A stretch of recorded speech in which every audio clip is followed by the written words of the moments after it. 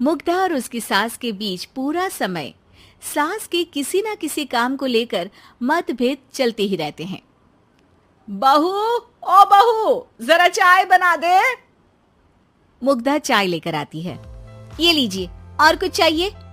अरे नहीं, बस चाय पीने का मन था। जाओ, तुम दूसरा काम करो। चाय पीने के थोड़ी देर बाद सास दोबारा मुग्धा को आवाज लगाती है। अरे बहू रे, आओ बहू, जरा हलवा तो बना दे, मीठा खाने को मन हो रहा है। इसी तरह मुग्धा की सास पूरा समय कोई ना कोई काम बताकर उसे रसोई से बाहर तक निकलने नहीं देती। कभी चाय, कभी हलवा, कभी पानी तो कभी दूध, हर समय खाने को चाहिए और उसके लिए अपने हाथ पैर बिल्कुल नहीं हिलाने। परेशान किया हुआ है इन्होंने। सास के जबरदस्ती परेशान करने की आदतों से दुखी मुग्धा एक शाम सचिन के साथ अपने कमरे में बैठी हुई बात कर रही होती है।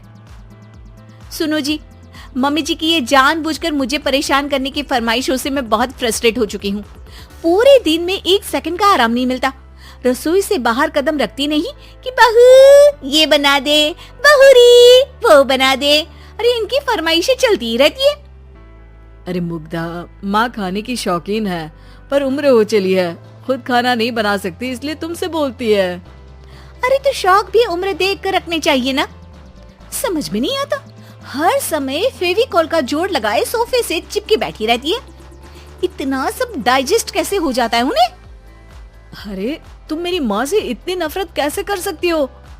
मैं उनसे नफरत नहीं करती जी, बस परेशान हूँ। जहाँ मुग्धा अपने पति से ये सब बोल रही होती है, वहीं उसकी सास भी कमरे के बाहर दरवाजे से कान लगाए सारी बातें सुन रही होती है और अगली दोपहर रसोई में मुग्धा के पास जाती है। बहू, आज ना मेरा कुछ मसालेदार खाने का मन है। तो चाय बना दो, मुझे बहुत पसंद है। अरे ना, ऐसा कर लिट्टी चोखा बना ले। और हाँ, जितना मसाला बातों में मिलाकर पति को सुनाती हो ना, सब्जी में भी वैसे ही डाला करो, खाना स्वादिष्ट बनेगा। सास की बात सुनकर मुग्धा हैरान रह जाती है। मतलब अब पूरा समय मुझ पर हुक्म चलाने के साथ बंद कमरे में हुई पति पत्नी की बीच की बातें भी सुनती है? अरे बात जब मेरी थी तो सुनने में क्या दिक्कत है? ये कहकर सास वहां से चली जाती है। अरे अब तो हद पार हो गई, इस तरह से तो ये मेरा जीना मुश्किल कर देंगी। मुग्धा सास की हरकतों से परेशान उसका हल सोचने लगती है और इसी तरह कुछ दिन बीत जाते हैं, जिसमें सास का जन्मदिन आता है। मुग्धा बहुत खुशी के साथ अपनी सास को एंड्रॉइड मोबाइल गिफ्ट करती है। मम्मी, आपको सबसे बात करने के लिए बहुत दिक्कत होती है ना, कभी सचिन तो कभी मुझे बोलना पड़ता है, पर इस मोबाइल से आपको कोई दिक्कत नहीं होगी। एक जगह बैठे बैठे बहुत कुछ कर सकती हैं अब आप। मोबाइल देख सासू माँ खुश हो जाती है, पर उसे इस्तेमाल करना तो आता नहीं, इसलिए साइड में रख देती है। जिसे देख मुग्धा घर का सारा काम छोड़ मोबाइल सेट कर सास को इस्तेमाल करना सिखाने लगती है, जिसके बाद अब सास पूरा समय मोबाइल में ही लगी रहती है। हाय, जब से मम्मी को मोबाइल मिला है मेरी लाइफ में कितनी शांति आई है। अच्छा है, इसी तरह बिजी रहे तो मैं भी सुकून की जिंदगी जी पाऊंगी। अब मुग्धा जब मन करे काम करना, जैसा चाहे वैसा खाना बनाकर खाना, पूरा समय रिलैक्स और खुश रहने लगती है। क्या बात है, आजकल तुम बहुत चहक रही हो। अरे मम्मी जी से छुटकारा जो मिला है, अब ना फरमाइशें ना छुप छुप कर बातें सुनना। अच्छा, तो मोबाइल गिफ्ट करने की ये स्कीम थी। इसी तरह दिन बीतते हैं और अब मोबाइल पर लगी सास फरमाइशों की जगह सवालों के लिए बहू को आवाजें लगाना शुरू कर देती है। अरे बहू सुन तो, देख जरा किसी का फोन क्यों नहीं मिल रहा? रिचार्ज खत्म हो गया है, पर अभी 4 दिन पहले ही तो मैंने किया था, इतनी जल्दी कैसे खत्म हो गया? अरे मैंने कल तेरी कनाडा वाली मौसी सास से 3 घंटे बात की थी ना। क्या? इतना महंगा तो मोबाइल भी नहीं आया जितना महंगा इसका रिचार्ज पड़ रहा है।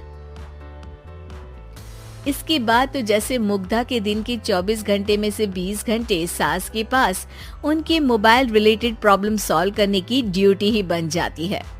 अरे मुग्धा, ये मोबाइल में अचानक तेरी मौसी सास की शक्ल क्यों दिखने लगी और ये तो हिल भी रही है। मम्मी, ये गूगल डुओ का वीडियो कॉल है। इसमें आप बात करने के साथ एक दूसरे की शक्ल भी देख सकती हो। अच्छा, ये तूने मुझे पहले क्यों नहीं बताया? अब बताने के लिए पहले नहीं बताया। इसी बीच सचिन भी वहां आ जाता है और सास अपनी वीडियो कॉल में बिजी हो जाती है। क्यों, सास बहू में क्या गपशप चल रही है? इसे गपशप नहीं, दिमाग का दही होना बोलते हैं। पर तुम तो मम्मी को मोबाइल देकर बहुत खुश थी, फिर क्या हुआ? हाँ, उसका सुकून भी कुछ ही दिन मिला। अब घर के टंटे खत्म हुए तो मोबाइल की टिंग टिंग शुरू हो गई। देखो भाई, कुछ पाने के लिए कुछ खोना तो पड़ता है। आखिर तुमने मोबाइल अपने फायदे के लिए ही तो दिया है, तो फिर सवालों के जवाब भी देने पड़ेंगे, क्योंकि जब तक उनके हाथ में ये फुंथरू रहेगा तुम्हारी लाइफ में प्राइवेसी और सुकून रहेंगे। कहने का मतलब है अगर इससे प्यार बढ़े तो दाग अच्छे हैं। अरे मुझे पहले दिन से ही पता है मोबाइल किस मकसद से दिया गया है।